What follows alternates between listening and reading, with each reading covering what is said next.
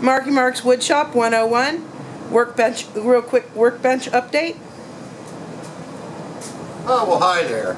As you can tell, our workbench is cleaned off. There's absolutely nothing on it. We just put a coat of shellac on it, unintentionally. We had a little mishap, spilled a half a can on it. Well, what do? You just make your bench look prettier. So, fortunately it dries quick and we can get back to work. And I have to move it around a little bit too. Matter of fact, I'm not exactly sure where I'm going to put it. I have a rather sizable job coming in a few days, and I'm going to need the space. We have to mill a lot of rough lumber for this particular project, and it's going to chew up probably a third. I'm going to need a third of the area just for the glue ups. So you'll have to tune back in to find out what that project is. Evidently it's the latest fad as I understand it. So anyway, we'll be, I'm sure Amber will be catching some of the trash can project here in a bit. Because that's what I was shellacking when half the can spilled all over the table. Oops! Doo-doo happens. And some other rearrangements. I got to figure out where to put things. Fortunately, everything's on wheels. So, and we thought since the mishap happened, we could do a quick update on the workbench. There you go. It was looking rather pretty too. Just makes you want to sand it with 600 grit and put another coat of shellac on it. I did. Yeah, I think we got a 1/4-inch coat of shellac on it. So, other than losing a half a can of shellac, that incident wasn't too bad. Lost a few rags in the process, but that's all. Didn't wear any of it. So, that's it for that. That's just a short little workbench update. Subscribe, leave a comment, and you know the routine. We'll see you in a bit. Marky Mark's Woodshop 101, showcasing Madrona wood. And Purple Heart. So, what have you learned about Madrona? I have learned it's not cheap and I like it.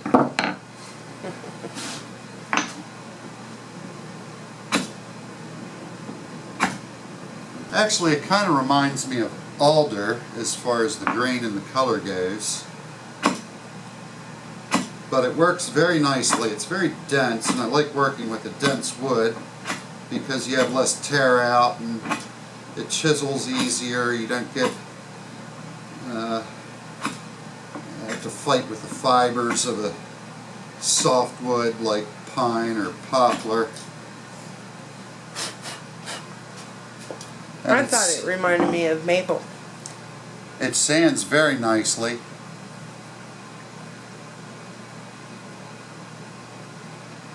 And it cuts well. So it's a nice wood to work with.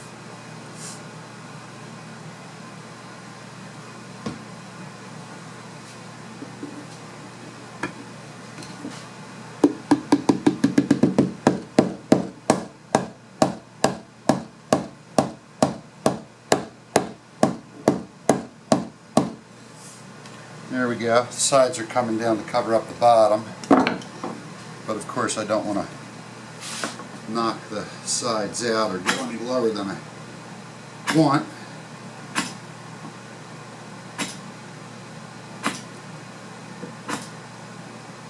I'm knocking the shellac off of the ends of the Purple Heart top pieces here so the glue will have a better chance of doing its job. Adhesion.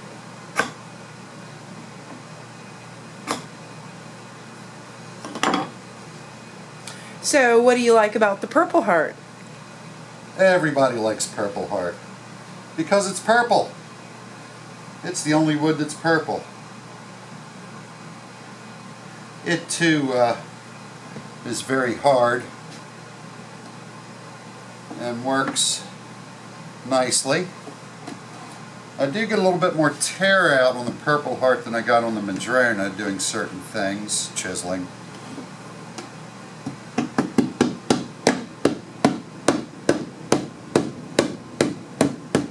And it didn't sand quite as well, but it's purple. The grain is very open, like, well, not quite as bad as oak, but along the same lines, which is one of the reasons I didn't like the sanding aspect. You just keep on opening the grain up, and it makes it a little harder to get that it's nice. very resinous too, isn't it? Supposedly, but this board I didn't have that problem with. This board is well dried,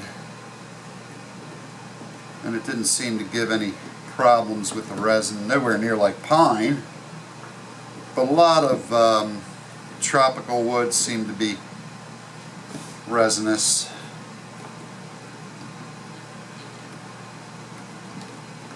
I guess it probably helps protect them. I'm not sure of the durability of either of these woods as far as that goes. It's a lot of times, you know, nature protects the trees from bugs and fire and other things, and I'm just not sure about those qualities on these particular pieces of wood we're using. So get this pretty much where I want it, and apply some pressure so I can square everything up. And I'm going to turn it upside down to do that. That way my top will be nice and flat, and all the pieces will be on one plane. That's the idea anyway. This is a little blurb we were thinking about doing, is spotlighting different woods, doing a product, doing some sort of project with it, and then discussing what we learned of it, what they've written about it, some different aspects about the wood, how it handles, maybe some of the growing. Let us know what you think.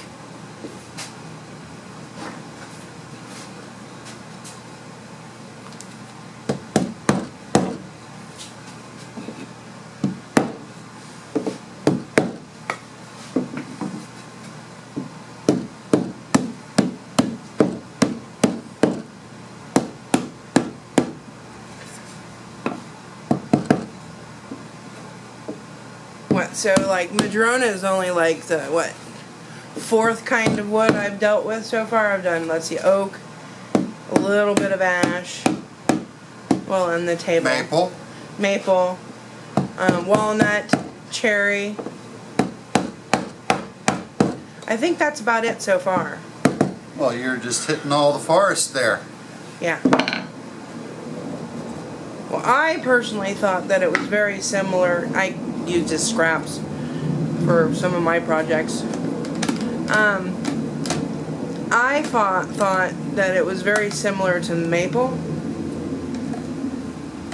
Now, I only really have experience with, what was it, the local curly maple that is grown here on the West Coast. I don't know if the different properties of maples might be different, but I found it very similar in density, and I don't know how the chisels worked on it.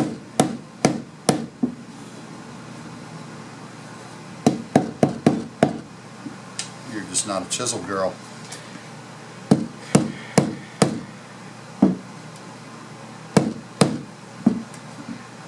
No, I like sandy. Okay, I get the top just about where I want it.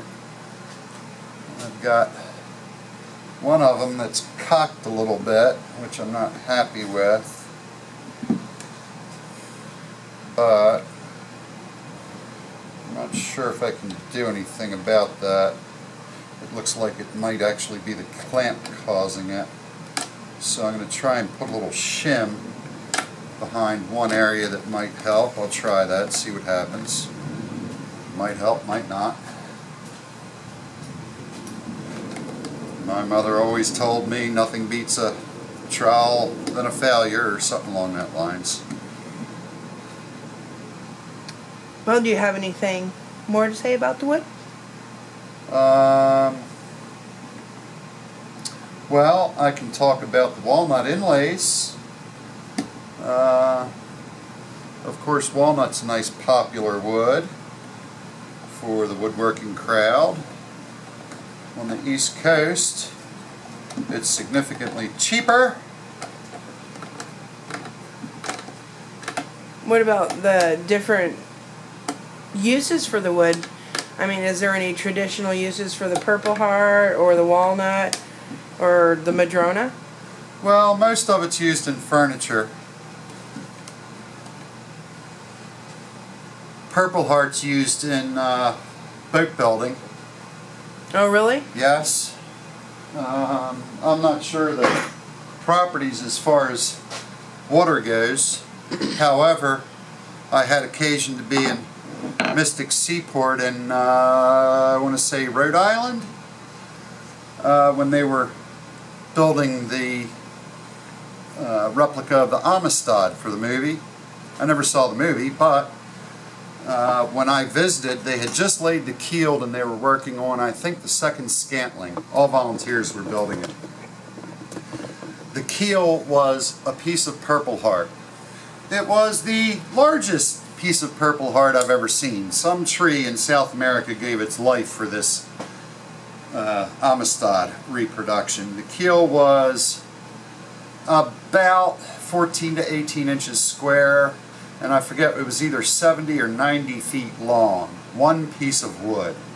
And they had barrels of shavings that, for some reason, you know, the tourists could reach in and grab shavings. I didn't bother with it. I probably should have taken the whole barrel and figured out what to do with it later. But well, the density of the wood, dense wood is good for water, right? I mean, that doesn't hold true all the time. However, the short answer to that is yes.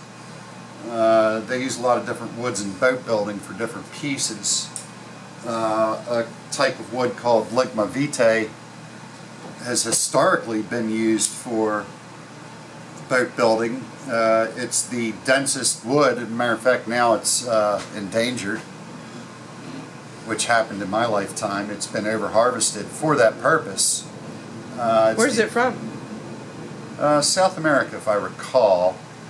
It's one of two woods that'll sink. Ebony and Ligma vitae, only two that sink. Well, wouldn't that be bad for boat building then? Well, they don't make the boats out of it. Hey, they make boats out of iron, for God's sake. Come on. But what they do is, because it's so hard, and historically, you know, they didn't have the machining and tooling that they have now. They would make like gears and stuff? Bearings and stuff. The prop shaft seal, where the shaft would go out the back of the boat, they would use the wood to seal it. It's hard, and it would also swell to make the seal. Okay. Which is why you have to swab a deck.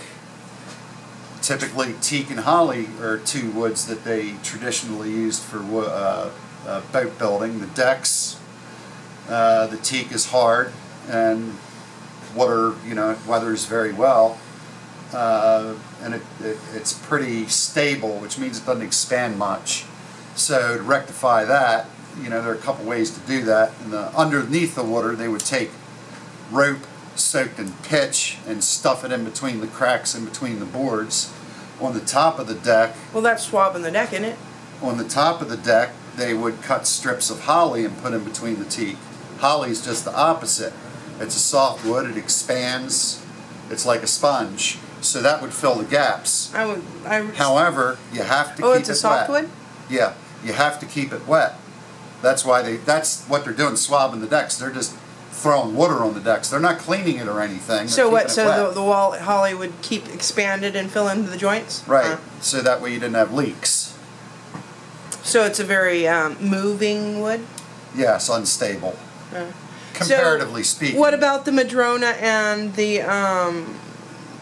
Purple Heart, are they very stable woods? Well, I'm not sure about the Madrona. I expect it's very stable. I don't know. The Purple Heart's very stable. There's not a whole lot of movement in that. And I know the Madrona is, well, it's a local indigenous plant here in the Pacific Northwest. And they are very persnippety about where they grow.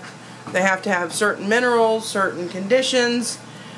They don't transplant very well, so I imagine whatever lumber you can get, or you're probably pretty lucky. Well, it's a pretty wood, so, you know, different species are available in different areas of the country. Most of the hardwood forests are in the east. So, you know, I know the Madrona is also animal safe. Most of the, you know, of course we can ship woods now. It just escalates the price. Hence my comment about the walnut. I used to go to the mills in Pennsylvania and buy common walnut for 95 cents a board foot. Here it's $12. And, you know, that's because of all the shipping and the hands it's got to pass through. Madrona I'd never heard of on the East Coast. There are some woods that are hard to get on the East Coast. Sitka spruce is one. So I mean, I hadn't really thought about it before, but I imagine like the Madrona is a local wood. And as you said, you never experienced it over on the East Coast, so different areas are going to have a local kind of wood, I imagine? Sure. Another good example is mesquite. On the East Coast, it's like chicken's teeth. Somebody may get a couple of boards in. Here, I haven't seen it in the Northwest. You go to Texas, you trip over the stuff. Yeah. And that is a prized wood for making yeah, furniture being in from that Texas, region. seen a lot of mesquite. Yeah, so it's very common there, but you can't get it, you know, outside of that region. I guess the Southwest, I'm going to assume that, you know, New Mexico and Arizona, it might be there too. I'm not sure. I guess it needs that kind of climate. You know, like the Madrona here. Yeah. You know, and there are other species that just don't grow in certain areas. Magnolias. Was there anything about the Madrona or the Purple Heart that you found you didn't like? You know, working with it that, I don't know. No, not really, because I enjoy working with wood in the first place. Tell me it's not so. It was a pleasure to work with because it cut easily, minimal tear out problems. It sanded nicely. I think the grain is beautiful on it. Oh, it is.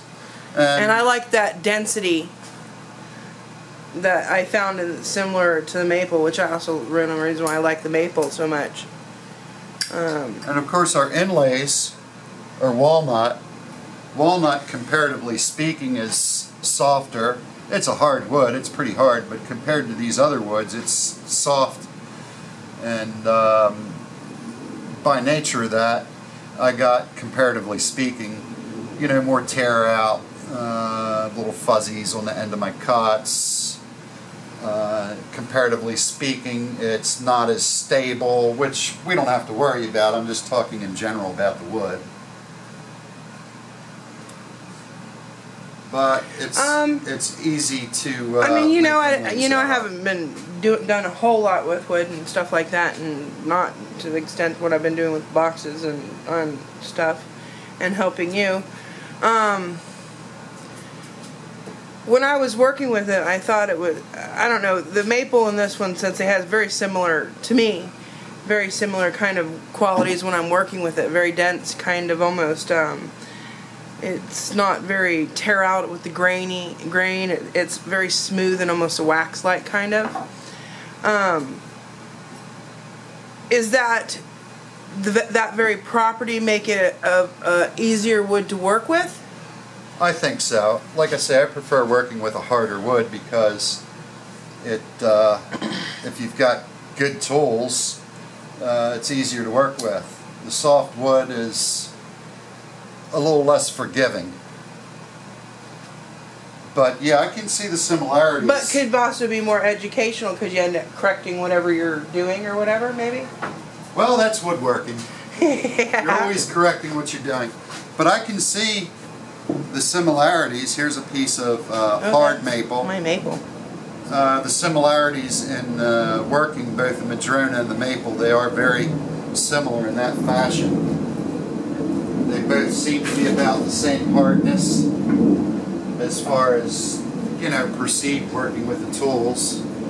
And I notice it more with the hand tools, obviously. You know, the sanding is the same. They both sand easily. Get a nice finish. To put it into perspective, and don't laugh too much, but like I told you that there's these number 2 pencils that are made out of whatever the wood is, but it's not like the pine, which is typical. And to me it felt like a lot like the Madrona. Well, why does it feel that way? Because I'm working with the chisel, and I've taken a knife and had to sharpen a pencil a couple times, done little and it just seemed very similar. Well, I haven't seen any pencils made out of hardwood. I'm sure they're out there. Well, maybe it's, I don't know, pressed wood. I don't know what it is. Got me.